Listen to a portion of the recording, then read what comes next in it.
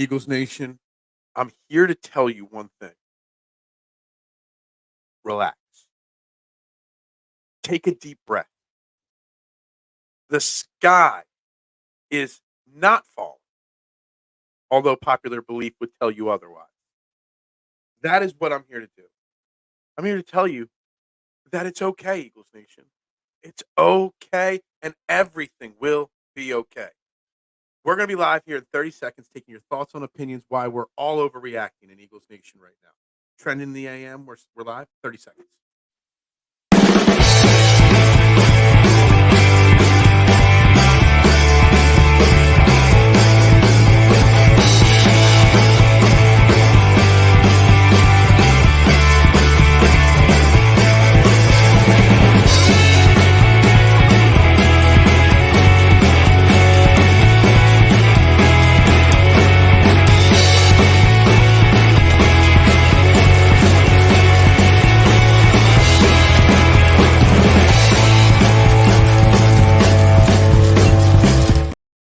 And a very good morning, everybody.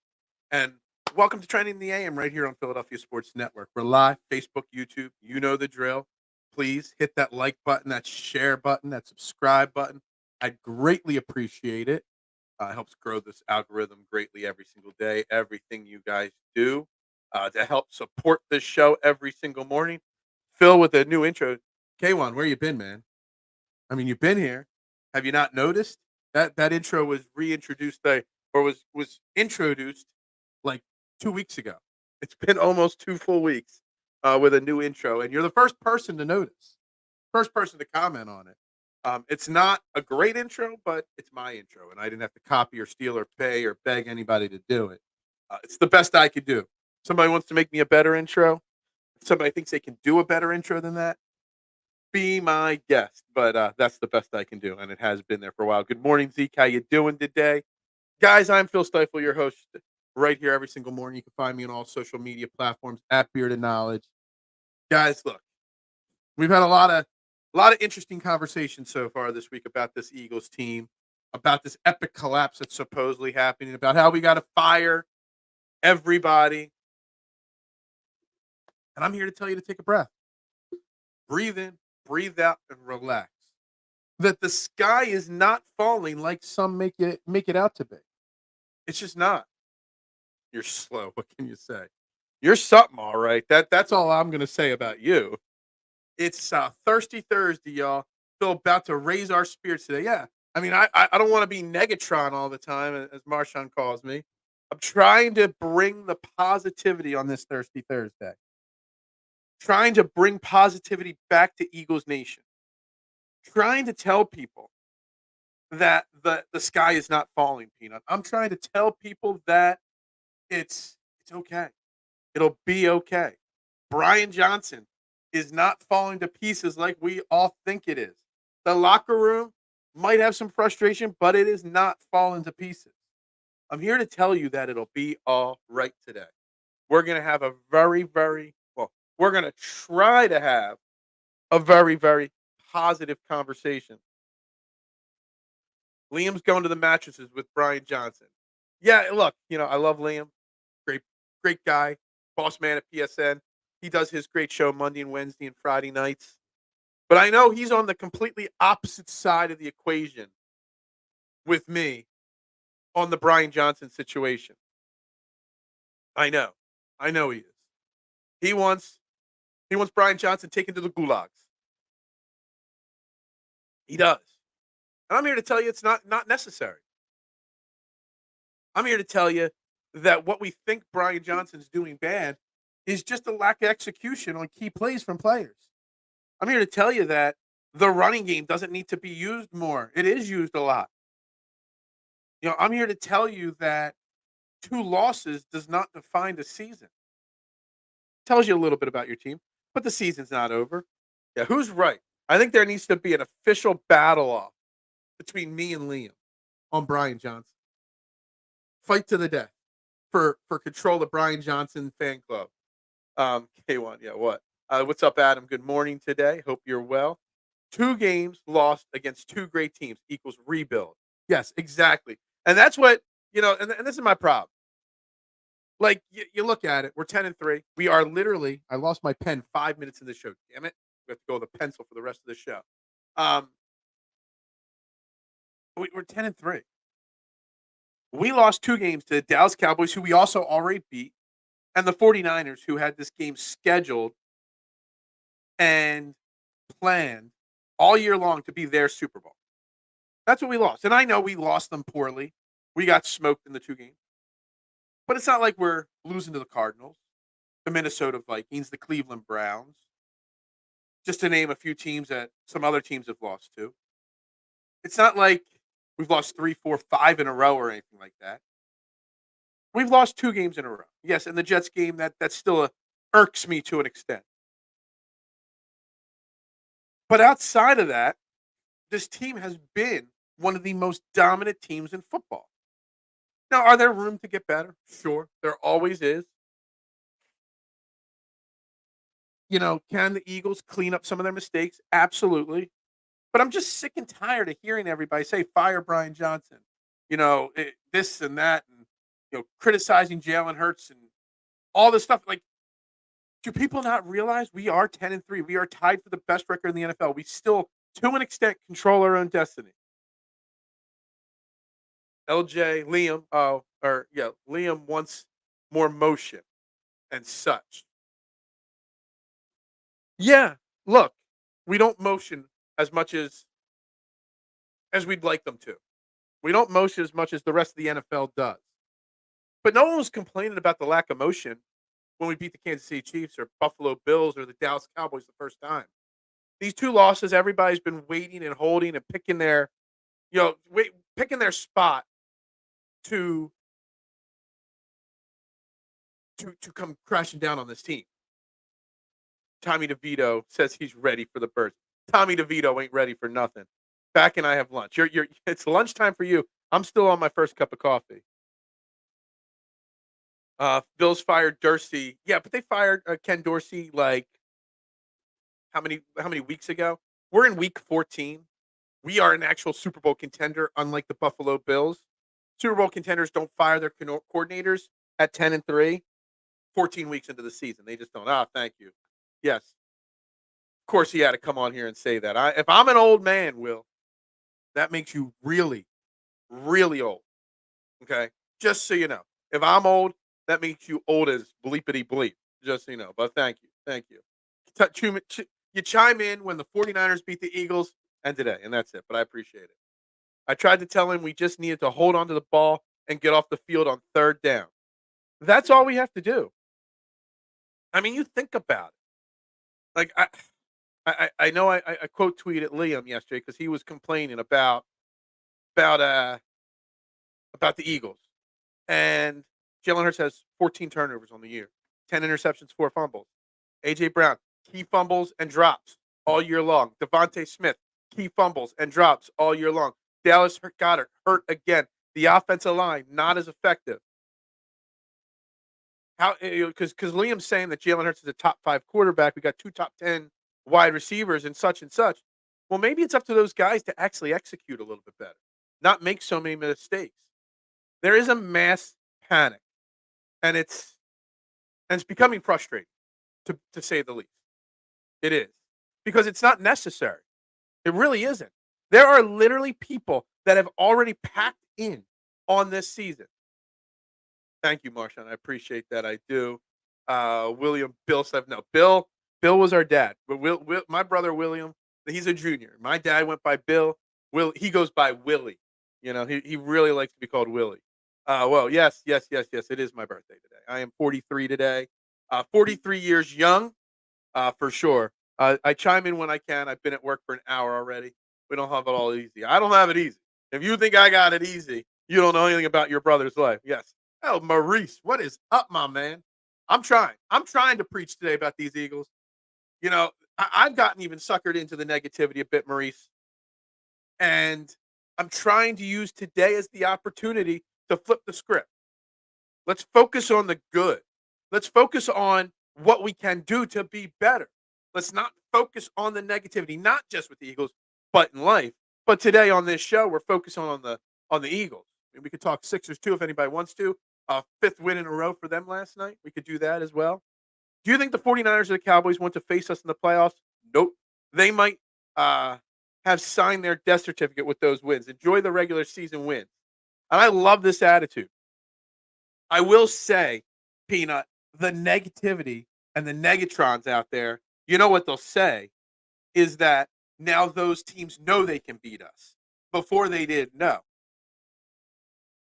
But if the loss in the championship game for the 49ers motivated them to win a regular season game, what do you think getting embarrassed on national TV in the regular season is going to do to the Eagles? It's going to motivate them to crush the 49ers and just try that much harder. It really is. And I love this philosophy from you right there.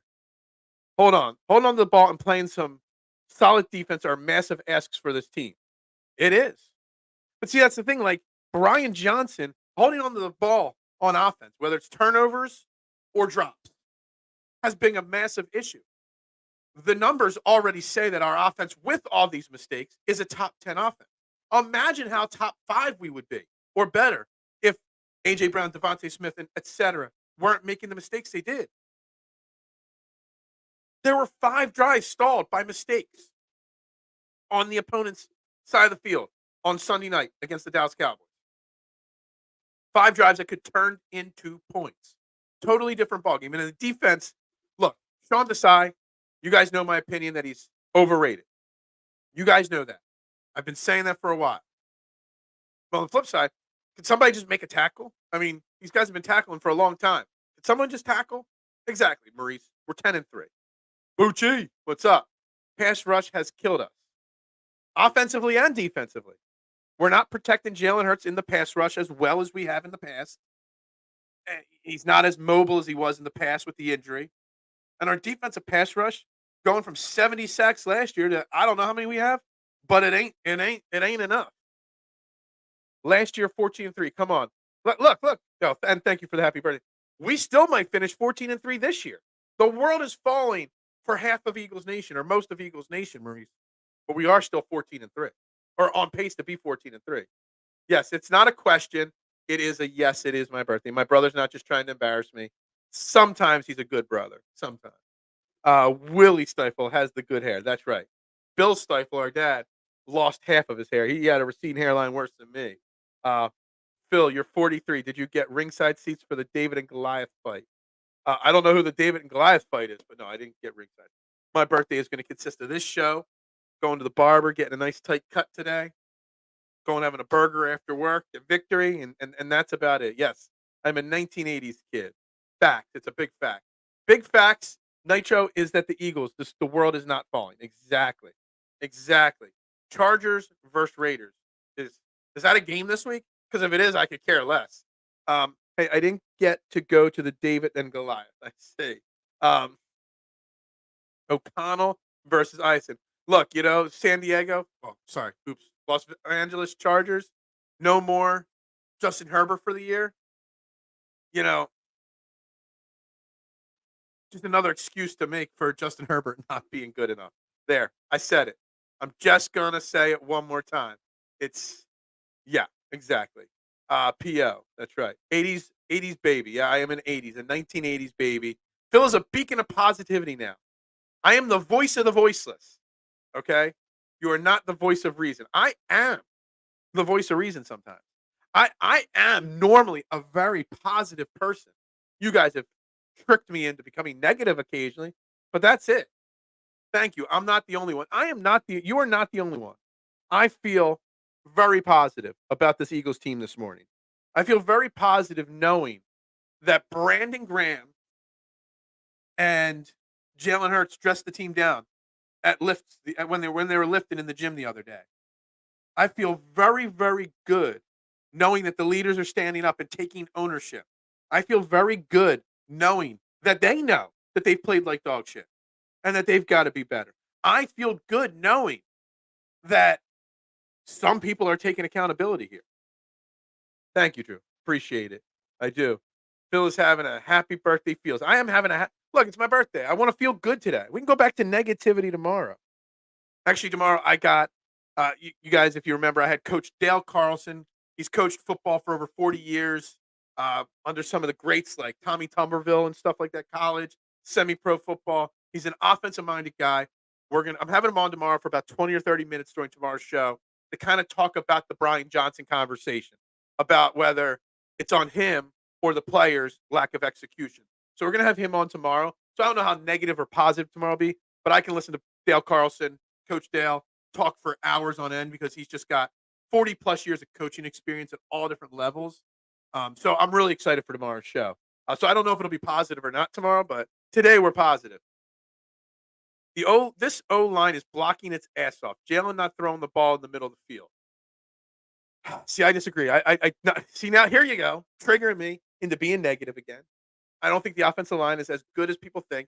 They have had moments where they have given him a lot of time, but the wide receivers aren't getting open in those situations. I know what plays you're thinking of, Marshawn. And everyone says that Jalen Hurts holds onto the ball too long and needs to throw it away. Well, when he throws it away too quickly or rolls out too quickly, everyone says he's got to stay in the pocket too much or more. There's a fine line between staying in the pocket too long and not long enough. And Jalen Hurts has danced that line a lot. It's not the O line's good. I know that, but they're not as great as we think they are this year. Hold the ball, stop fumbling, back to basics. Bird gang for life. Exactly. I mean, the amount of turnovers, the turnover differential between us and what we're creating. How about that? How about the defense create a turnover? We got like 5 interceptions on the year. Like Reed Blank, Chip Darius Slay each have 2, and I think there's 2 other guys with 1. Byard and Bradbury. So we have 6 interceptions in 13 games. It's not good enough. Why don't we stop fumbling the ball and why don't we create some fumbles? I think we've only created like 4 fumbles all year long. It's really, really, really pretty simple. Thank you. Thank you. Phil, tell us where you were when the Berlin Wall came down. I was in Seaking, Delaware County, watching it on TV, my little TV in the living room. We didn't have a remote control. You had to get up and turn it on and off. I'm guessing that's where I was. I'm assuming that's where I was. Monday Night Nitro. Nitro. I was actually at one point a Nitro is greater than Raw kind of guy. But that's just me. That's right. I was in Delco to answer the other question when the Berlin Wall came down. Somewhere. I was probably like 8, but whatever. I don't even remember what year it came down. Thank you though, Big Al. Jinko jeans for life. Happy anniversary. Yeah, thanks. That sounds like something my brother would say. Happy given birthday or something like that. The expectations set from previous Super Bowl losers, we were supposed to collapse. Now is the time to come together. And Drew, that's what this team is doing. At least that's what it seems like this team is doing. We're going to learn a lot about this team this week in Seattle. Seattle's not an easy place to go to play, but we know this team realizes what's wrong. This team is getting close. There were some fractures early in the week, but it seems like as the week's rolling it down to the back end of the week, that the team is coming back together and closer. They're not going to let this fracture spread. It's like when you get a chip in your windshield. If you fill it right away, it's good and it stays together. But if you don't fix that crack, then it starts to spread, and you never know. Oh, when you crack your windshield, where the little lines are going to go when the crack starts to spread. The Eagles patched that crack up right away this week. At least that's what it seems like. We'll learn more on Monday night about that. But they didn't let that crack spread, I don't think. And I think that's a really big thing. We're going to learn a lot as this team comes together in the final weeks. That's right. Hit that like button. I don't know how many likes. For some reason, it's not updating mid-show anymore for me unless I click the refresh button. So I don't know how many likes there are, but I'm assuming there is not enough likes on this video. I'm refreshing right now. All right, we're at 12 likes on YouTube, 6 on Facebook. Make sure you pound that like button for my birthday. Share this out for my birthday. Tell the world for my birthday. Trending in the AM, best sports morning show in Philadelphia. And thank you for the happy birthday wish there. Happy birthday. Thank you. Thank you. Yeah, I'm going to go get a trim, go to the barber, get a professional cleanup job. Yeah, it's getting a little froey here. Sounds like a great guest. Dale Carlson, we've had him on. Well, I've had him on my shows at least 4 times. I think he's been on the morning show once or twice since I've been on this network. He's a great guy, really smart. I could just listen to him talk football for ages. K1 birthday feels indeed. That's right. As long as we never have to talk about lacrosse on the stream again. Sorry, Cole. If Cole's watching out there, I'm sorry. We ruined Cole by making him talk. We ruined some people by letting Cole talk it.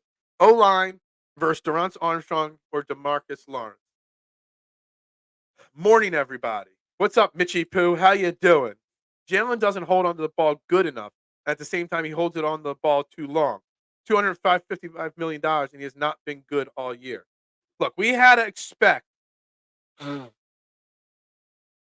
some level of regression from Jalen Hurts this year. Did we not? Like, let's not take this the wrong way. I mean, the jump that Jalen Hurts took from 2021 to 2022 was unheard of. There was no way that was sustainable. We knew he was going to take a step back and then maybe take another step forward next year. We knew that. There was no way it wasn't going to happen. He was still learning. Everything just went perfect last year. And that's the thing.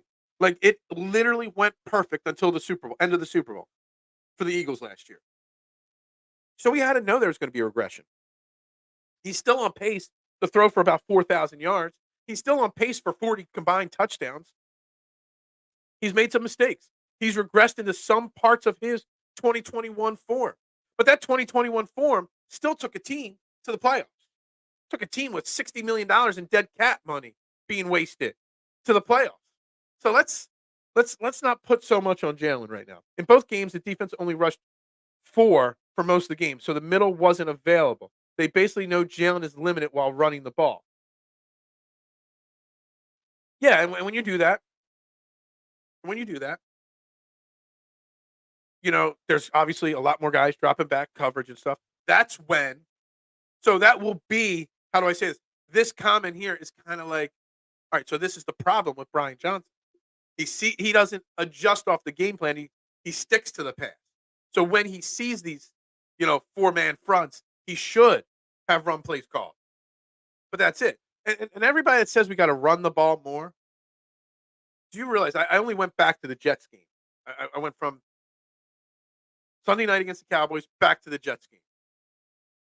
Do you realize, guys, that outside of the 3 losses, which we were behind and throwing the ball more, there's 10 games there since the Jets game? We're 10-3, so 3 and yeah. So anyway, outside of that, we ran the ball more than passing against the Chiefs. Ran the ball more than passing against the Bills.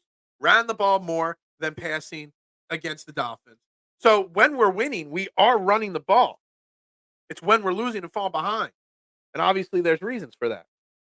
But comments like this is where Brian Johnson's got to be better. Correct, Peanut. Jalen's knee is a significant factor for limiting the RPO. Absolutely. Absolutely. Nothing you can do about that. He ain't going to get better. The only way you get his knee better is by sitting him.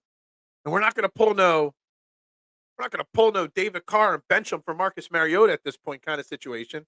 He's playing through it. Maybe his teammates can help him out by not fumbling and dropping the ball so much.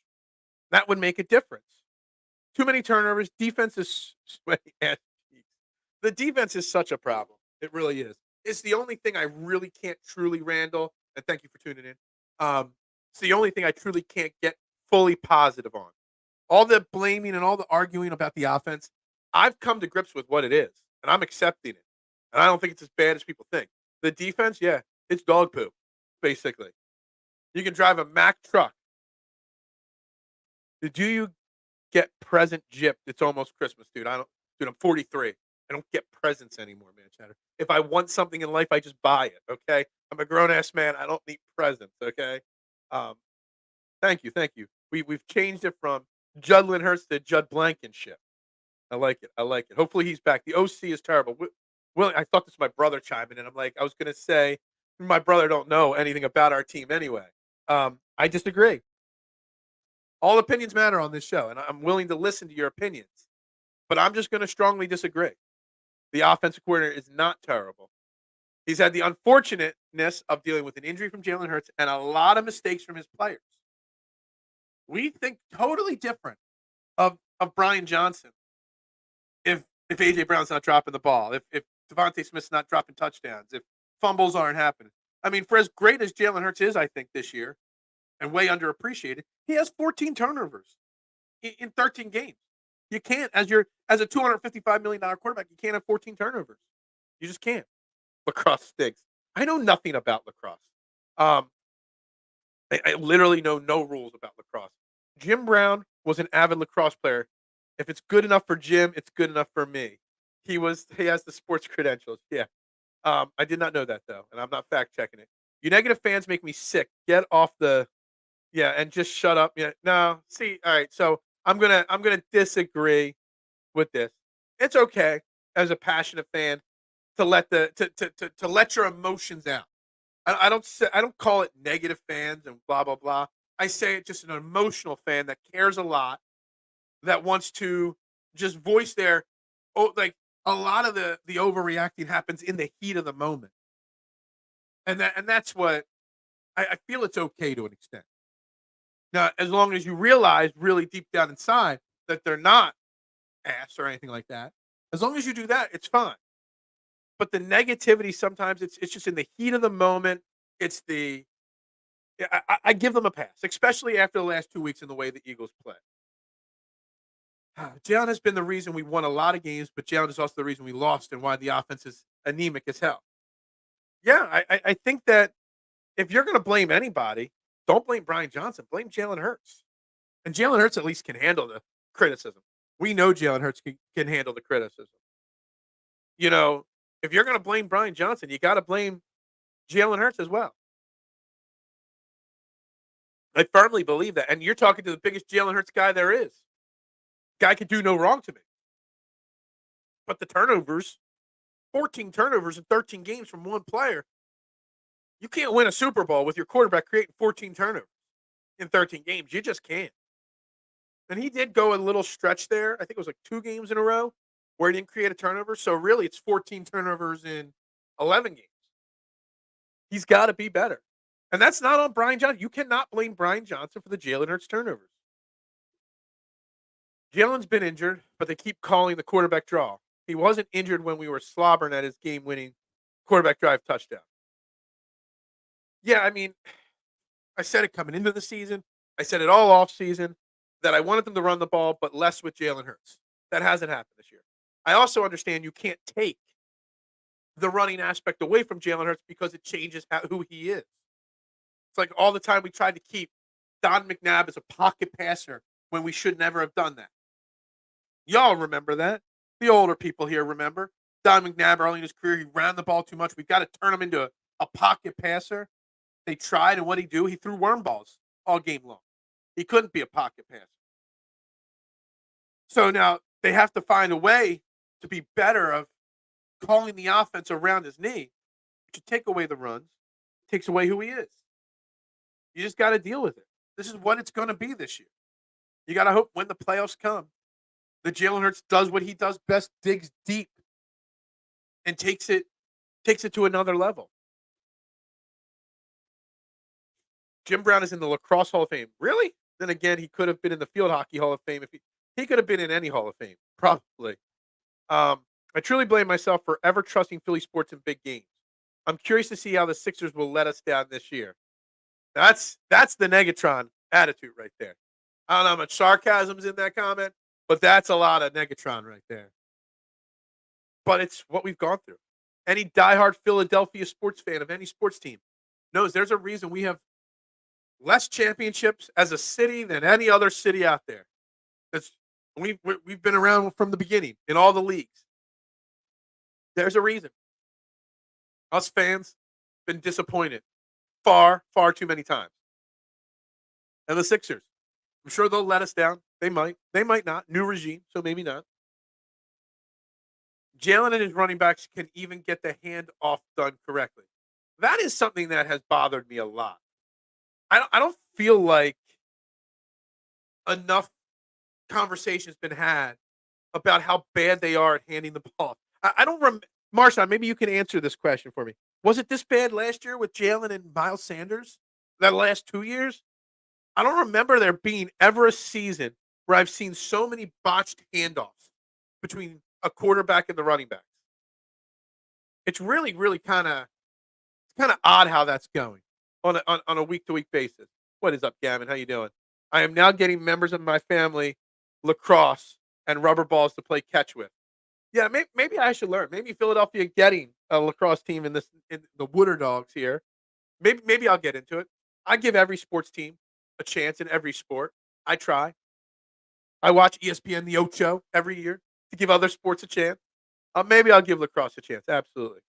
Absolutely. And Maurice, I'm so glad you're tuning in today. Makes my day right there, my man. Um, so injuries to an active player should not be excuses for his poor play. I mean, excuses. I don't know how I want to answer this. It's an excuse. It is, but it can't be an excuse. If it's an excuse for poor play, then he's got to be sat down until he's healthy. I don't know if that makes sense. Thank you, Kyle. I appreciate it. Thank you very much. Muchas gracias. I still don't get the difference between lacrosse and field hockey. One, you catch the ball and throw it. The other, you smack it with the stick. I don't know. Um, is the person who makes lacrosse uniforms known as lacrosse dresser? That is the cheesiest joke we've ever seen on this show, but probably the funniest joke I've ever seen on this show. I don't know, cheesy jokes. That's like a dad joke right there, with a little bit of not dad jokeness in it there. Um, I love it. I love that joke right there. Lacrosse, ball never touches the ground. Field hockey, ball never leaves the ground. Yeah, I guess. I guess that's the big difference. Philly sports put the word die in Die Hard for sure. And Die Hard, yes, it is a Christmas movie. FYI. I'm just going to put that out there right now. Die Hard is a Christmas movie. My Bills win all the Super Bowls. Yeah, right. Um, this is now a lacrosse channel. It is not a lacrosse channel. You know, the algorithm of this show, just being by me mentioning the word lacrosse, is probably tanking instantly. Just saying the word lacrosse kills it, even though we're making fun of it. It was not this bad last year, except this. It was not this bad in any year except this year. I don't know if it's mental or complacency. AJ butt tackle the shit out of Swift. Oh, I remember that. That was again. It's so if you're going to criticize Brian Johnson, these comments about the handoffs and the pre-snap issues with the butt tackle and all, um, the issues with it, with the offense and Brian Johnson, similar issues we're having on defense that aren't talked about enough. It's not the play calling. It's the execution of the plays, and it's the communication before the plays. The botched handoffs on snaps. That's communication between Jalen Hurts and the running backs. A.J. Brown tackling Devontae Smith the way he did. That's communication and execution. So Brian Johnson, if he's got to work on anything, it's not his schemes and his design. It's communicating how to execute it better. Maybe there's more work that needs to be done in practice. Now, I know everybody's making an overreaction that Brian Johnson said he learned from his mistakes and stuff like that. Do we not want Brian Johnson to learn from his mistakes? And he said he had a bad game against the 49ers. Everyone's saying that he admitted to being bad at his job all year. No, no, no, no. If you read the quote, he said, I had a bad game against the 49ers, and I've learned from it. Do we want him to not learn? Everyone's crushing Brian Johnson for admitting that he's got to be better. What do you want him to do? Lacrosse blows. I don't know anything. No, the handoffs have been kicking our butts, like really. But it hasn't happened in years past. And that's the thing. And I'm not sure why. Is it just DeAndre Swift and Kenny Gainwell just haven't gotten on the same page with Jalen Hurts? Is it the knee? Is it Jalen Hurts is reading the RPOs just not quick enough? I know Peanuts joke was fantastic. Lacrosse uniform, lacrosse dressers. I love it. I've never thought of it. It's so cheesy and so simple, but lacrosse dressers. I love it. The Brian Johnson can only talk to Jalen Hurts in his headset during the first 15 seconds of the play clock. After that, it's all on Hurts to run the offense and audibles. Yeah, I think most people realize that. So Mister, are you putting more of the blame then on Jalen Hurts? This channel is lacrosse. The amount of lacrosse puns that have come in the last 5 minutes, the whole two of them, are too many for me. Just relax, bro. Is that a lacrosse joke right there? I think that's another lacrosse joke. I think that's lacrosse joke number 3. in 5 minutes. Instead of saying hard reset, you should say lacrosse over. Okay. Oh man, if we had a one show lead into another show like they do on the radio sometimes, we can have the crossover. And sometimes hosts will have crossovers. I could have a lacrosse over. We should do a lacrosse over. Me versus Liam talking Brian Johnson. Man, man, look both ways before you lacrosse my. Oh my God, the lacrosse puns. The lacrosse puns. Brian Johnson is Henry Hill. He's protected. I don't think Brian Johnson's going to rat out anybody. I don't know. He's not a rat. I'm doing the sign of lacrosse. Man, stop with the lacrosse puns. Oh my God, I can't take them all. Guys, Brian Johnson has diplomat. All right, now there is a great movie pun right there. Diplomatic immunity. Well, some Eagles fans want to have his diplomatic immunity revoked. Um, yeah. Okay, moving on. What topics next? We can lacrosse this one off the list. My God, I actually thought that was a serious comment for a second, and then I read the rest of it. I'm like, nope, nope, not serious at all. Do the Eagles have 3 wins or 10? Can't tell sometimes. Exactly, Matt Chatter. And this is the first time in a while that I've 120% agreed with you on one of your comments. Like, seriously, guys, we're 10-3. We lost to 2 other phenomenal teams. We didn't lose to the Cardinals. We didn't lose to the Browns or Vikings. We lost to the Chiefs or the 49ers and the Cowboys. We beat the Chiefs, the Bills, the Cowboys, the Dolphins. Like let's really put this season in perspective at this point, guys. This is not the end of the world. It's a good joke. There are a lot of good jokes coming in here today. It's really bad. You can't get paid to play football for a living and not be able to hand somebody the ball. Never. I really. I don't. I think it's a very under discussed issue on the offense. Everyone wants to focus on the actual plays being called. Nobody wants to focus on the execution. Well, botched handoffs result in 1 or 2 yard losses, not 20-yard gains.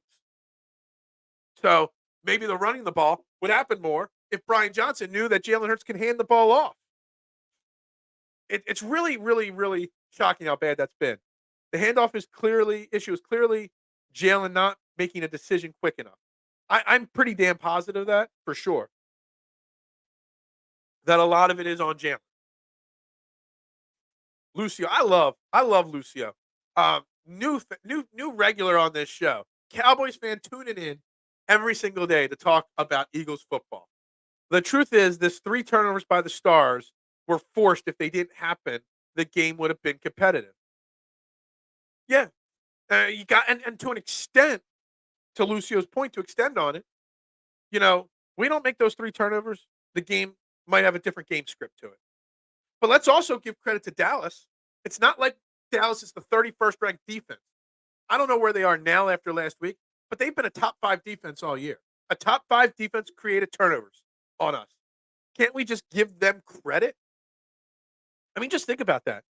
Every team that I just mentioned, the ones we've beaten and lost, have all had top 10 defenses.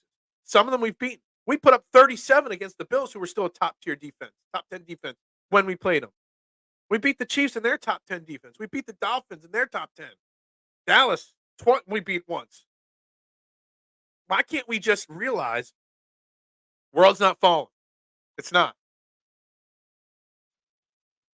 Why can't Brian? I saw the word lacrosse, and I knew there's another lacrosse pun coming here. Why can't Brian call plays lacrosse the field?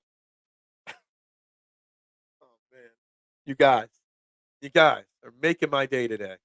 Joel and Maxey do a better job at handoffs. Look, Joel Embiid and Tyrese Maxey. Nobody thought that Joel Embiid would follow up his MVP season and actually be better this year. But let's be honest, he has been. Joel Embiid and Tyrese Maxey are an unstoppable force right now in the NBA. They still got work to do. They still got to be better. But man, let me tell you something. There's something special happening between the two of them.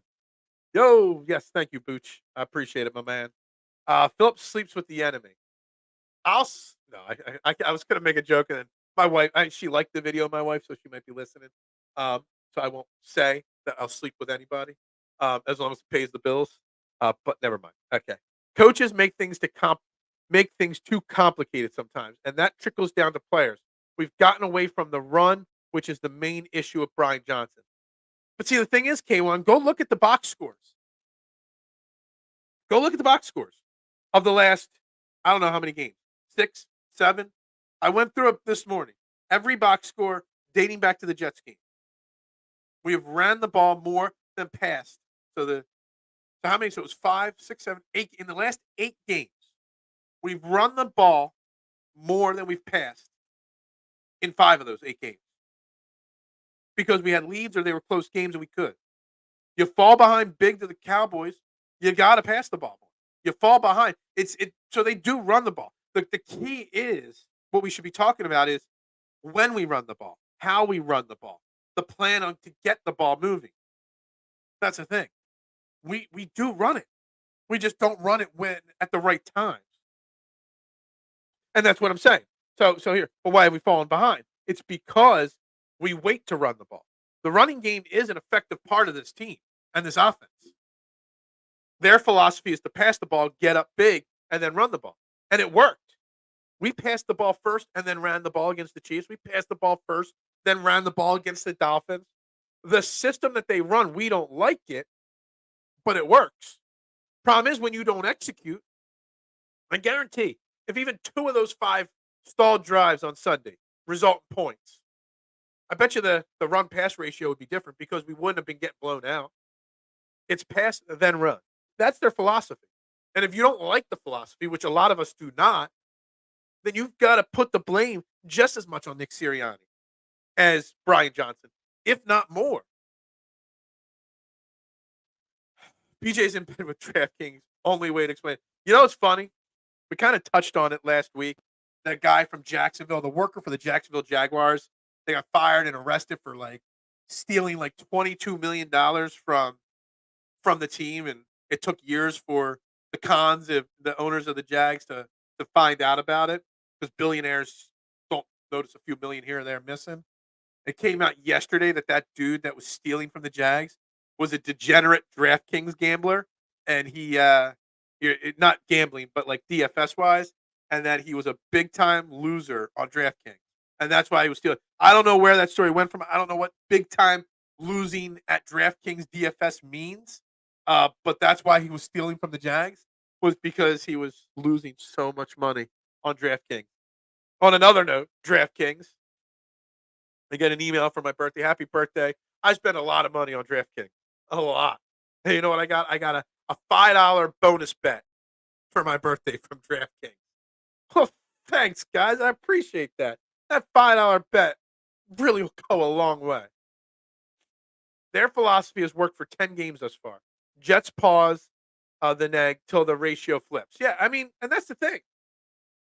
This philosophy the Eagles have has worked 10 out of 13 times. That's you don't hear the 49ers crying about their 10-3 record, and they lost to much worse teams than we did. You don't hear about the Cowboys. The Cowboys fans are 10-3 and have the worst loss of the season. The Arizona Cardinals loss on their resume. Cowboys fans are talking about the Super Bowl. Excuse me. But why can't there be some positivity towards this? It doesn't have to be all the world is falling. It doesn't. Just think about it. There are multiple 10-3 teams in the NFL right now, and we're the only ones worrying about the sky falling down. Our plan has worked 10 times out of 13. Now, I won't lie. The positivity, the negativity, whatever you want to call it, will be completely skewed and different if we go out and lose to Seattle next week. There ain't no doubt about that. But right now, at this moment, I had to look at the date. Why did I have to look at the date? I know what the date is. Today, December 14th. I'm not worried about this Eagles team. I've taken a deep breath. I've realized after my emotional initial outburst over it, I'm over it. We're good. We're fine. Phil birthday so close to Christmas, going to get present chipped. I didn't get chipped. My brother, who commented in the show, Willie, he got chipped. He's the 23rd of December. That's when you really get gypped, when your birthday is 2 days before Christmas. It isn't apocalyptic. Didn't want to mispronounce it and get criticized for mispronouncing it. I almost said Apollina to criticize play calling, Philip, and you called me Philip. It's okay to criticize it. It is. But the problem I have with the people criticizing the play calling is that they're not just criticizing the play calling. They're blaming the play calling solely for the reasons why this team is losing the last 2 weeks and losing bad the last 2 weeks. The play calling isn't why we lost. The play calling might be bad at times. It might be questionable at times, but it's not the reason why we're losing. It's a part of the equation. Sure. It's part of some of our frustration, but it's not why we're losing. It's not the sole reason why we're losing. Not even close. There's a lot more to look at in the reasons. And look, we spent when the Eagles were winning, when the Eagles were 9-1 and 10-1 before these last two losses. Why did we say that they were winning those games against the Chiefs and the Dolphins? Why did we say it? We weren't complaining about the play calling at the time. Well, a few people, a few grumps were, but not many people were talking about the play calling or Brian Johnson. And what did we talk about on this show as the reason why we were winning games left and right against great teams? The Chiefs didn't have 4 or 5 losses at that point. The Dolphins didn't have that many. Like, when we were beating those teams, they were all still considered pretty elite teams. Why were we saying it? We were saying we were winning those games because we executed better than our opponents. We said Dallas, when we beat them, they didn't execute in the big moments. We did. When we beat the Chiefs, we said we executed and they didn't. That's what it was. Well, we lost the last 2 games. And why did we lose the 2 games? Let's forget about the fact that we didn't execute. We'll blame a coach instead of the players. That's where I have issues. Because the reason Brian Johnson's play calling, sure, it might have been a problem. But if they execute it, it's not a problem. There is a play calling issue on this offense. It is why we are losing. When you have enough 3 and outs, it leaves a depleted defense exposed. And that's fine. But how many of those 3 and outs that we had or stalled drives were because of drop passes, fumbles, false starts, penalties, mistakes? The offensive play calling is not perfect. But if you execute it, the opinion's different. And we blame the offense when realistically speaking, Duck, the defense is as bad, if not worse, than the offense. And everybody wants to give the defense a pass and say the defense, like here, 3 and outs, you're going to deplete, leave the defense exposed. Well, maybe the defense could get off the field on 3rd down. We don't convert 3rd downs on offense frequently enough, but our defense has given up 1st downs on 3rd down at like a 65% clip over the last couple of weeks. You can't win football games when your defense can't get off the field on 3rd down. So it's all the offense's fault, but not the defense. And that's where I have issues right now. When we beat the Bills, the refs executed. Everybody executed.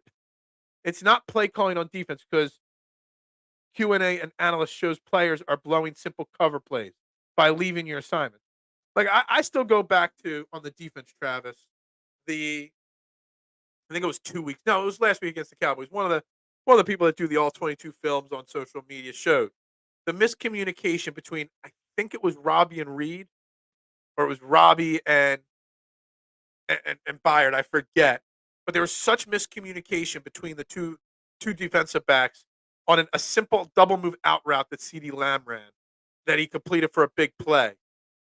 And, it was just communication issue and lack of concentration on executing. The cornerback should have known the safety was there to cover the double move, should have never bid on the double move because of that. He did bite on it. And that's my problem. The defense deserves 10 times the criticism that the offense gets, but yet the offense is getting all the criticism. Sean Desai needs to be on the hot seat, not Brian Johnson, but it's the opposite way around. Everybody's calling for Frank Reich to take over play calling, but no one's calling for Vic Fangio. I mean, I know he's not available, but you know what I mean. Matt Patricia is in the house. Nobody's calling for Matt Patricia to call defensive schemes. That's the problem that I have right now.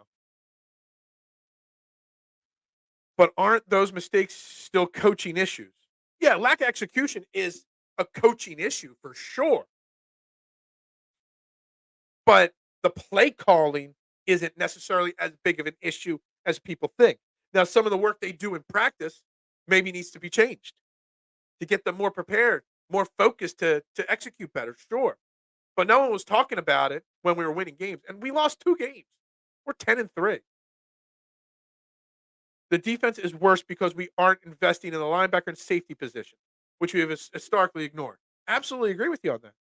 The safety and linebacker positions have been trash can bad this year. No doubt about it. They are well past their expiration date. This is not the best buy date. This is the expiration date. Howie Roseman needs to learn that there has to be some form of investment.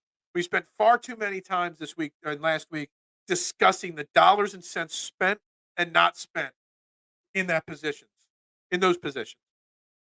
Like really, something's got to give there. But while those 2 positions aren't getting a dime invested in them, you've invested heavily in 2 cornerbacks. You've invested heavily in your defensive line. Maybe the defensive line can maybe knock a quarterback down a few more times. Maybe you're one of your big play cornerbacks can slide into the slot and cover a slot wide receiver. I'm just thinking of DK Metcalf on Sunday or on Monday night, and that game 2 years ago where he went off on Darius Slay. Maybe it was 3 years ago. Like I'm just sitting there thinking of that, and that could happen again. And we don't have the help in the secondary to help double team these guys. I'm looking at the Seahawks wide receiver core, and I don't know who's going to be starting. I don't know if they've announced who's starting quarterback yet for Monday. I doubt they have. But whether it's Drew Lock, Geno Smith, or whoever, they got Tyler Lockett, DK Metcalf, and Jackson Nagatu, or however you say his name. They got 3 tough wide receivers to stop, plus 2 good running backs. So the defense is the actual Achilles heel of this team, not the offense. Sean Desai running his scheme, not the scheme that the personnel he has dictates, is the problem. The execution on defense is the problem. The offense is a problem. There's a difference between being a problem and being the problem. The offense is a problem. The defense is the problem. Those communication issues are going to happen when you have players to join the team mid-season. Absolutely agree. For sure. Absolutely. But we were having these problems, K1, communication-wise, in training camp. We had shows about it during training camp, about the communication issues that were being reported by the beat reporters in camp. We talked about it then that it had to be cleaned up, that there was an issue brewing there. We talked about it after week 1. We probably talked about it after week 3. We probably talked about it week 5. And here we are week 14, 15, still talking about defensive communication issues. That's a problem. Quarterback don't trust the safety this season. Last season they could trust. That's an actual fantastic way to put it. Is there a trust issue there? And I can do it like I've seen this problem with the Sixers over the last 5 years. When there's trust on defense, Joel Embiid knows he could slide over to try to make a block or something like that, or clog up the rim because he knows he's got backside help defensively. With the Eagles, Darius Slay or James Bradbury last year knew they could trust whoever was out there. This year, they ain't trusting Justin Evans. They ain't trusting Nicholas Morrow, Braden Robbie. They're not trusting those guys to help out. You know, there's definitely a trust issue there. And look, there's also the fact that simply that the Eagles' defensive line got so many sacks last year that they made the cornerbacks maybe look a little bit better than they were. Just maybe. Just maybe. So there's that too. The quarterback headset to the coaches is shut off after 15 seconds. The play clock is 40. Why does it take Hurts and Kelsey to snap the ball so long? Constantly getting delay of game penalties. Have they had that many, Mister? I mean, I do know they run it down. I don't know if that's because of communication or that what they want. Um, but there is a lack of, and I really hate the whole, however they do the snap, where you've got Cam Jurgens every single play looking back at the quarterback. Like, can they not hear? Like, there's a big issue on offense, and that scheme, how they run it. Defensive lines could just tee off on every single play because they know within a 1 second moment when the ball's going to be snapped. Cam Jurgens looking back, he looks up, taps Kelsey's butt, ball is snapped. I mean, they're basically gift wrapping the snap on 90% of the plays. There's not a play calling issue. There's not an execution issue. There's a scheme issue there or a design issue there. That is a big problem. That's a problem that's not even closely discussed even remotely enough. And that is something that's got to be better. Without a doubt. Without a doubt. I hope Bayard, Robbie Slate, and Bradbury shows us they're true veterans. Can we win out 3 games? Well, we got 4 games we got to win out. 49ers lose 1 to get back the 1 seed. I still think we get the 1 seed. The 49ers still got Seattle. Well, no, they played Seattle this past week. They still got the Ravens. The Ravens are fighting for their 1 seed. So that's going to be a really tough game. I really think we can still get the 1 seed. I still think we can win out. Hopefully, we can win out quickly enough. So maybe week 17 or 18, maybe we don't got to play all our starters. Maybe we can get that 1 seed and rest in week 18, everybody. So maybe Jalen Hurts' knee can get a 2-week break.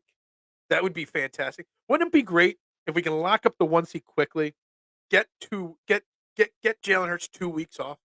Wouldn't that be fantastic for his knee? Maybe that gets his knee rested enough where then the RPOs and stuff start actually being effective come playoff time. Maybe there's also something to it. This just popped into my head. So this makes 0 sense, and you guys may crush me for this. The Chiefs have not always looked pretty in their run the last 5 years, 7 years, whatever it's been. But when playoff time comes, it's like a different team. Is there any bit of this Eagles team that just might be holding back a little bit? Just a little bit, because they know they're going to get to the playoffs. They know what it is. The turnovers aren't it, but some of the play calling maybe, offensively and defensively. Maybe there's some holding back, trying to save it for the playoff run. I hope that's not the case, but maybe it is. Maybe they want to do a little bit of save some of it. I don't know. I'm not sure. Yeah, I know. Premature. Hold. I think it's Kelsey can't hear in the shotgun. That's fine. Well, it's not fine, but what I'm saying is, there's got to be a better way than the constant turnaround, tap on the butt, turn around, snap. There's got to be a better way. There's got to be a tap on the butt and then a silent count in the head or something like that, where it's not that you if you notice, if you pay attention, every time the ball, the Cam Jurgens taps him on the butt, the snap happens within a half a second. There's no like count to 3 this time, count to 5 this time, count to 1 this time. It's an instant snap. So if you're going to run it that way because he can't hear in the shotgun, we'll put a freaking earpiece in, like a hearing aid, or just to flip it up a little bit sometime. To me, that seems to be an issue. We're saving Rashad Penny for the playoffs. Maybe we are. No, we're not saving Rashad Penny for the playoffs. That is far from the truth. To me, and this is slightly off topic, but to me, it's boggled my mind that Rashad Penny hasn't asked for his outright release.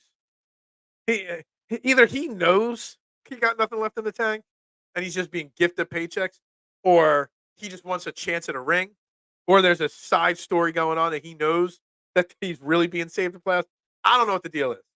But if I was Rashad Penny and I had the reputation that I had outside of the injuries, but actually when he's healthy, I'd want to play. I don't know. It's not like he's making $5, $6, $7 million. He's making nothing. It is not hard reset time. My clock still says I got 9 seconds left. All right. We may lost some players from last year, but so far, Shane Steichen. Yeah, we'll get to that in a second because I don't want to disappoint anybody. It is hard reset. It is 9 a.m. here on December 14th. You're watching Trending in the AM right here on Philadelphia Sports Network. Hit that like button, that share button, that subscribe button. I don't know how many people have liked it on YouTube. For some reason, it doesn't update my screen anymore, so I don't get to see till after the show. But I'm assuming it's not all 21 people that are watching right now. We got 9 likes on Facebook. Make sure you hit that like button, the share button, subscribe button. If you do anything for my birthday today, it's tell 5 people. Find me 5 new people, everybody, to watch this show. That's my birthday gift. That's what I want. I want more people tuning in every single day. But I greatly appreciate each and every one of you. I am Phil Stiefel, your host here every morning. And right back to the comments after the hard reset. The Desai and Shane Steichen is a big loss. Desai and Gannon is a big loss also, as much as we hate him. Look, Travis, I've been saying this now for a couple of days. The Shane Steichen loss, obviously big. But I don't think people realize how big of a loss Jonathan Gannon actually was. And there's one reason. We can blame him all we want for the Super Bowl loss, and rightfully so. Definitely reasons to blame him for the Super Bowl loss. But as you can see from what he's doing in Arizona outside of losing, is what he's running there is completely different than what kind of defense he ran here. Jonathan Gannon ran a defense based off of what personnel he had. Deshaun Desai is running a defensive scheme that he wants, not what fits the personnel he has. That's a problem. He needs to adjust what he does to match what he's got. But he doesn't do that. I think both coordinator losses were very big. And I questioned both hires as soon as they were done. I'm pretty sure I said that I would have given Brian Johnson the job, but did we rush to give him the job? I said it multiple times. Did we interview enough candidates to make sure that Brian Johnson was the right guy? We gave Sean this. We couldn't lose Brian Johnson, so we couldn't promote. So we had to promote him from within. But yet we didn't promote Denard Wilson from within. And you see how our cornerbacks have dropped off, and the Ravens cornerbacks have gotten upgraded with him being there in Baltimore. A lot of mistakes were made in this offseason. And again, that goes back to yesterday's conversation, where I tried to put some of the blame on Howie Roseman. Howie Roseman does not get any credit for any of the problems that this team is facing this year. The coordinator hires were partly to him. Some of the money distribution and allocation, that's definitely on him. Taking one player instead of another in the draft, that's on him. We anointed Howie Roseman GM of the year before the season started. We're seeing some of the cracks in the armor now. Eagles have to use the silent count because Jalen Hurts refuses to use his big boy voice. In the words of Kevin Hart, say it with your heart, with your chest. Yeah, I don't know. I don't know if it's on Jalen Hurts, if it's Jason Kelsey. Don't know who to blame. But they got to find a way to clean that up because you're gift wrapping. When you face some of these defensive and edge rushers that we've faced the last couple of weeks, you got to mix it up somehow. You're just gifting them. You're gifting it to them. They just know. They just know. Eagles fans should know how hard it is to win a Super Bowl. Lucio, absolutely. We know it more than anybody. We know it. And Cowboys fans know it. Cowboys fans are still right. I mean, what's it been for the Cowboys? 28 years? I'm not saying that sarcastically. I'm saying that seriously. It was 95 or 96 your last Super Bowl, whatever it is. It's been a long time. You got Cowboys fans riding high with all those Super Bowl wins. It's been 28 years or whatever it's been. It ain't easy to win a Super Bowl. There's a reason why every team that loses a Super Bowl struggles the next year. Yeah, 1 in 60. But at least we got one in the last 5, 6, whatever. You guys have 0 in the last 28, you know. See, we can have a little friendly banter on that one. We definitely can. Cowboys going down. Look, guys, if you've been watching this show long enough, like some of you have, Lucio, so you know, I said before the season started, I said the biggest threat to the Eagles in the NFC, not the NFC East, the NFC as a whole. I said the biggest threat to the Eagles was not the San Francisco 49ers. It was the Dallas Cowboys. because I'm the only Eagles fan that is willing to admit that the Dallas Cowboys are a damn good football team. I knew it coming in this year. I knew it last year, and I know it this year. They're a damn good football team. They've got a great defense, and they've got a great offense. Now they got to get out of their head. They got to make sure they don't make mistakes. I'm not a Mike McCarthy fan. I think he's an overrated coach. Jerry Jones, he is what he is. But the Cowboys, on pure talent alone, are a very good team, and they're showing it. I have no problem admitting that. But it doesn't mean I think they're going to beat us in the playoffs.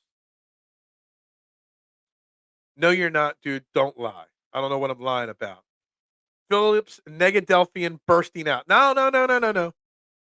We're being positive. It's my birthday. I want to smile on my birthday. I want to be happy on my birthday. No Negadelphian. Just bury it all was inside. Woosah. Serenity now. That's what I'm saying to myself. As you try to pull that negative out, I'm just saying to myself, serenity now. Until it all bursts out into an insane rant. Cowgirls fans should ask their grandma how it was like Super Bowl. Yeah, exactly. Hey, it is what it is. They've got 5, I think it is. We've got 1, but we got the most recent one, and that's all that matters. It's the Cowboys. They have been fielding talent for a decade, but the front office has been hobbling that tactic. Yeah, I agree. I can unbiasedly look at the Cowboys and be like, they're talented, and they have been for a while. And they will continue to fall short, unfortunately, as long as Jerry Jones is calling the shots. It is what it is. If you go put a Howie Roseman in charge of the Cowboys are winning the Super Bowl. Plain and simple. Cowgirls look good till they choke where they choke, the playoffs. That's right. I saw 3 Super Bowl wins. How many have you seen from your team? Yeah, but you were I don't know how old you are, Lucio, but, that was 28 years ago. You saw those Super Bowl wins. We saw ours 6 years ago. So, we're look, I love a friendly banter, but I don't want to get into a heated banter here. So we'll just leave that there. Goose Fraba. I don't even know what that means. I don't.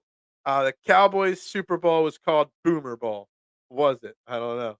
It's in black and white TV. Yeah. Yeah. There was no such thing as remote controls. You had to get up and turn the channel. The last time the Cowboys won their Super Bowl. Cowboys thing. Stop. 30 years ago. So the last time they won the Super Bowl, I was still old. Damn. Man. I was hoping I could say that I was 1 or 2, but no, I wasn't. I know the Bills go to 4 in a row. Yeah, I got you. Anger management. Yeah, that's what I'm going through. I'm going through some anger management right now. I'm going to bury all my anger deep down inside and just let it boil over till it explodes. But right now, it's all serenity now. That's what I'm feeling like right now. No negativity. Focus on the positives. If you focus on the positives, it makes it so much easier. How much was milk back then? It was a nickel. Gas was 57 cents a gallon. Yeah, something like that. The movie Phil the movie. I don't even know what you're talking about. I'm lost on this one. I really am, K1. This is not me making a joke. Goose Franma. I don't know what that is. I don't know what movie it is. You'll have to explain that one to me. That one's going over the head. I haven't seen Eagles fans trolling Cowboys fans on Twitter all week. Dear God, we're turning into filthy Cowboys fans from the 90s. Look, there's no reason to troll Cowboys fans. They whooped our ass. We whooped their ass. They whooped our ass. Nothing we could do about it. We were humbled. No reason to trash talk. And honestly, I won't lie. I haven't even seen many Cowboys fans trolling us for beating us. I saw 10 times the amount of 49ers fans, and there's no offense to Gammon, who's been a great new friend of the show and a 49ers fan. He's been fantastic. But I've gotten a lot of trolling comments on replays of the show, on Twitter, and whatnot from 49ers fans. But the Cowboys fans have remained pretty respectful about the situation. I almost feel like Cowboys fans realize, way more than 49ers fans, that this season is still going to be a dogfight between the Eagles and the Cowboys and the 49ers. So they're watching what they say for the moment. Take that back, Lucio. Lucio and Mad Chat are going to fight that one out. I wonder what rent was. A lot cheaper than it is today, John. A lot cheaper. Guys, though, the world should know we made it to the Super Bowl twice in the last 5 years. That's a great team to be a fan of. That's right. That's right. So you have to go to Goodwill and get a VCR to watch the Cowboys land. Dude, I was in the Goodwill. We were looking for like literally a month ago. I haven't been in a Goodwill in ages, but right before Halloween, we were looking for costume ideas. Great place to get costume ideas was Goodwill. And I did see a VCR. Remember the TV with the VCR built in? I saw one of them on the shelf, and they wanted like $20 for it. I'm like, seriously? Like, you're really gonna sell that busted ass TV for $20? I'm sure somebody bought it. Hey, Lucio, we're all having fun here. If you want to be a part of the trending in the AM Core 12, you could be like an honorary member. You still got to earn your stripes, but we're having fun. This is what we do. We can bust stones here, but we do it respectfully. We do it all in good fun. Yeah, the last time the Cowboys won, the Jerry Jones was still old for sure. You can rent their Super Bowl win from Blockbuster. Blockbuster, I think there is still one Blockbuster, maybe somewhere in Alaska or something, that is still active and working. But I've been meaning to watch. I want to watch the Blockbuster documentary. I think it's on Netflix about the rise and fall of Blockbuster. There's nothing like going to a Blockbuster to pick out a movie to watch or rent a video game for the Nintendo, the original. You know, in college, I'd go to Blockbuster. You could buy used video game systems. So you'd go and buy a used video game system and a game, play it all weekend long, and then return it or trade it back in for credit for next time. I was a big Blockbuster guy. Really was. So was that quote? I've only seen Anger Management like once. I probably have not watched it enough. That's why I didn't get that reference because I know what the movie is and I know what it's about, but it's one of those movies I watched once and never went back to. It's never on TV on replay. So, maybe they should put Anger Management on replay once instead of Shawshank Redemption 47 times a week. So I don't know enough about that movie. My bad. The 49ers fans were wilding. Dude, you should go back and look at some of the replay comments when you go and click on these shows the days after the 49ers lost. So that would have been last week, like the Monday or Tuesday. Even the Friday before, they were there's some of those shows have 14, 15 comments from 49ers fans just laughing at us, calling us all names. It was insane. It really was. Like, they've become worse than Cowboys fans, honestly. Thought they beat us in a Super Bowl and overthrew the mayor of Philly. Yeah. They stormed the Capitol in Philly. You'd think they won the Super Bowl. You did. Bills will DDT. Is the Bills Cowboys this week's game? I think it is. I think it is. I'm not sure.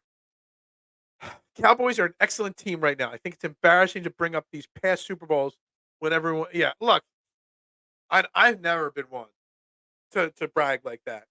I mean, one, because I'm a Philadelphia sports fan and we just don't have many titles to brag about.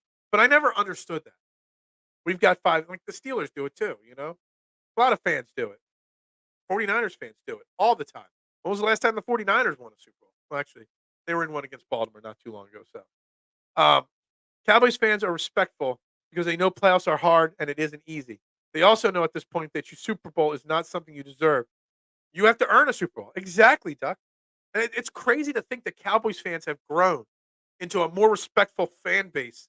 And this is no offense to Gavin, because I know Gavin's in the comments still. This is no offense to Gavin. But most of 49ers fans have become way more obnoxious in the last 8 to 9 months than Cowboys fans. That's crazy to think. To be a Cowboys Super Bowl fan where you're like Ike pins. I don't know what that means. As a 49ers fan, we hit a 3-game losing streak and watched national media stock in us melt away. We eventually clawed back and never looked back. Can the Eagles do the same? And I think that's a fair statement. The Eagles need to look at themselves, not make excuses. I don't think they are. Like I thought it was a very cool analogy. Nobody gave me credit for it. The cracked windshield. The Eagles had the cracked windshield. They're fixing the crack and not letting it spread? That's going to be the big question. Or did they not patch the crack up properly, and will the crack in the windshield spread? That's what we got to think about. Mount Everest was still a pimple the last time. I was just reading an article. I don't know what made me click on it, but then I got enthralled in it about all the people that try to climb Mount Everest and die trying, and their bodies are just left on the climb because you can't get them up off of there. It really intrigued me a lot, and I don't know why anybody would want to climb Mount Everest. Bills fans have not forgotten the 2 losses in Super Bowls against the Cowboys. Lucio, a lot of Eagles fans, their hate of the Cowboys was always there because of the Cowboys, their division rivals. But a lot of Eagles fans, especially in my age range, like 43, as I turn today, stem from the fact that we watched the Cowboys beat so many teams in the Super Bowl, like beating the Bill. Like we rooted for the Bills because they were playing the Giants, and then the Bills lost to the Giants in the Super Bowl. Then the next year we became bigger Bills fans because they were playing Washington, so we rooted for them. And then they went and played Dallas 2 more times. So the Bills, we became Bills fans and hated those teams even more as those years went on. At least that's for me. I spent 4 months trying to piss off K1, and all I really needed was a Cowboys profile picture. Is that what it was? Yeah. Got to go guys. Got to go. Have fun. Hey, thanks, man. Appreciate it. Cowboys fans, as long as you're semi-respectful, are always welcome in the chat. All fans of all teams are always welcome in the chat. Have a great day, my man. I appreciate you. They haven't gotten over getting the 4 straight Super Bowls and winning none of them. Dude, could you imagine? I mean, us as Eagles fans still cry about getting to 4 championship games and not getting to the Super Bowl or whatever it was during the McNabb and Reed era. Could you imagine getting to the Super Bowl that many times in a row and having how many Hall of Fame level players on your team and losing all of them? I mean, think of those Bills teams. Jim Kelly, Thurman Thomas, Bruce Smith, James Lofton, Andre Reed. So many great players. So many. I think they were loaded on offense and defense. They just were so unlucky. So unlucky. Laces out is all I can say. Niner trolls are pretty funny, actually. Some of them are. Some of them are really, really offensive, though. I've seen some really, really awful, awful comments come through from 49ers fans. I'm just saying. Cowboys are an amazing team for me. Stop. Niners have been a problem for the Eagles since I started watching football. Yeah. Cracked windshield analogy. I thought my cracked windshield analogy, that just popped into my head. Like, it just came out of nowhere. My wife has an issue with her Tahoe. She gets more cracks on her Tahoe windshield than literally she's got 4 of them. But we patch them all. We got this guy we call, comes, he drills it a little bit, puts this epoxy in it. It seals it up, and it's supposed to be good. Costs like $60 to have the guy come to the pizza shop. I've literally had her 4 different cracks on her windshield patched. But I don't know what made me think of it. And I thought it was a good analogy. Great analogy. I have warrants though, so if you're pulled over, it's actually wouldn't be surprised. What real life mafia family was the Godfather trilogy based on? Is it based on a true story? I don't know. I'm not sure. Not off of my mafia family. Gammon is the only 49ers fan I don't want to knee to the ground. Look, Gammon's a great guy. I love it. I love it. Good morning, Eric. How you doing? Glad to have you here. I saw your replay comment. I did yesterday. Yeah, thanks. Yeah, Gammon, just wait till you beat us in the playoffs or something like that. We won't be as nice. I'm just kidding. Everybody's happy Eric's here.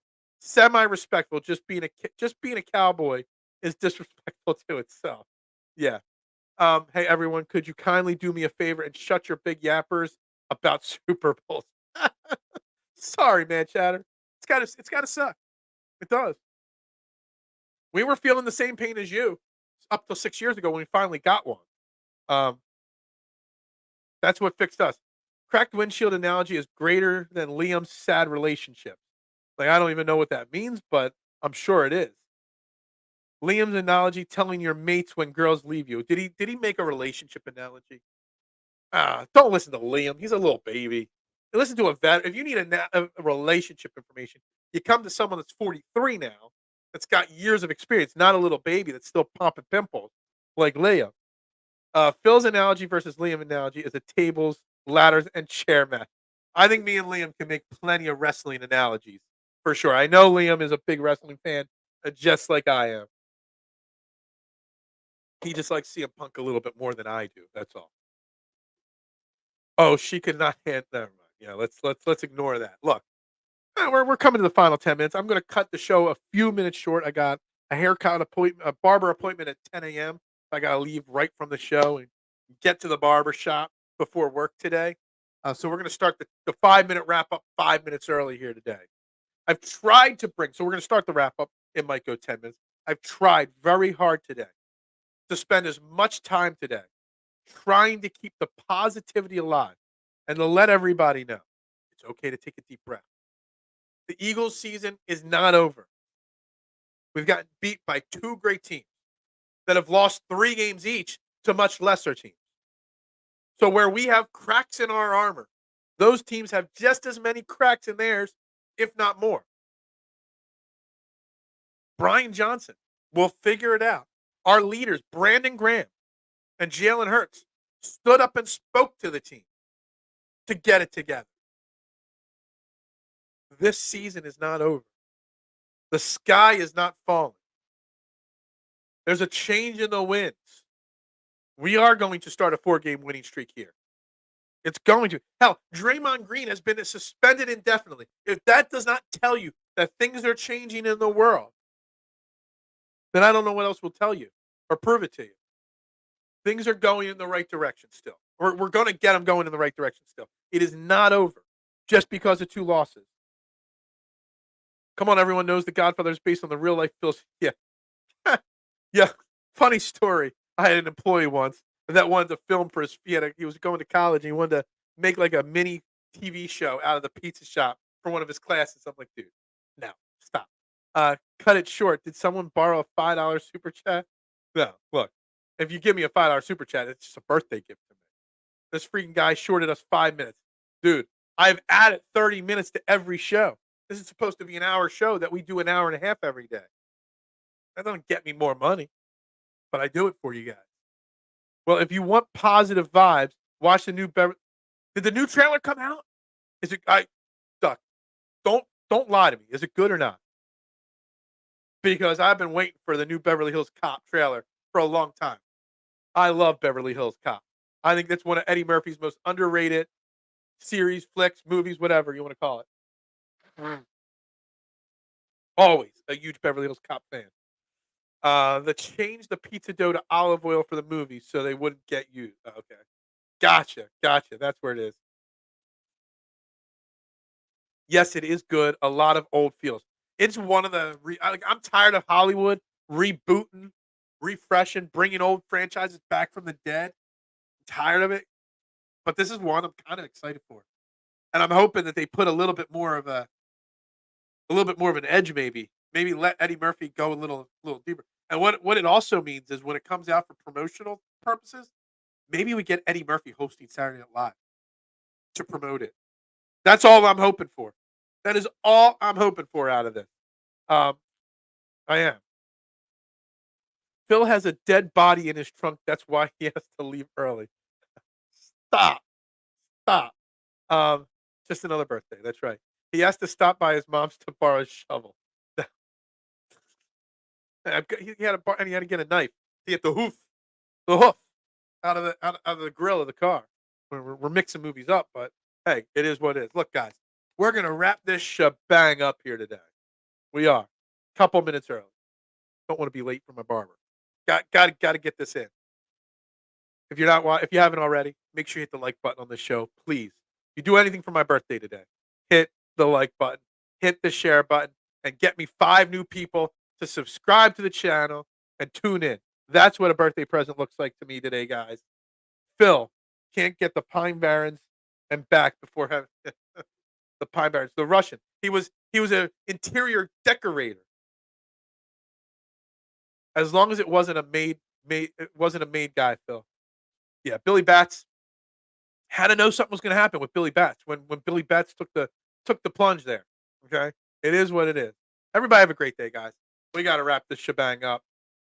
Thank you all for tuning in today. We'll be back tomorrow. Again, you don't want to miss tomorrow's show. Coach Dale Carlson will be jumping in about 8:30, about 30 minutes into the show. He'll spend 20, 30 minutes. We're going to talk about Brian Johnson and how to differentiate between is it bad play calling or bad execution and what he can do. Can bad play calling cause bad execution?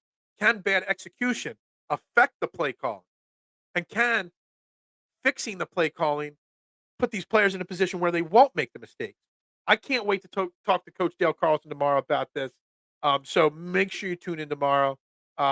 He killed the 5 Czechoslovakians. And as an interior decorator, he did. Dude, it's one of the greatest episodes of The Sopranos of all time. And then Bobby shows up in full hunting gear. Poor Bobby Bacala. He used to get crapped on by the Sopranos group way too much. I was a huge Bobby fan. I wanted him to take over the family at some point, not take 8 guns with while he was buying his little train. Man, man, poor Bobby. Poor Bobby. I felt Bobby. Bobby was one of the toughest kills in The Sopranos that I ever felt. That really upset me. Everybody, have a great day. We'll be back tomorrow, same time, same bet channel. Hit the like, hit the subscribe, hit the follow, tell a friend. Yo, everybody, the sky is not falling. Take a deep breath. Go Birds.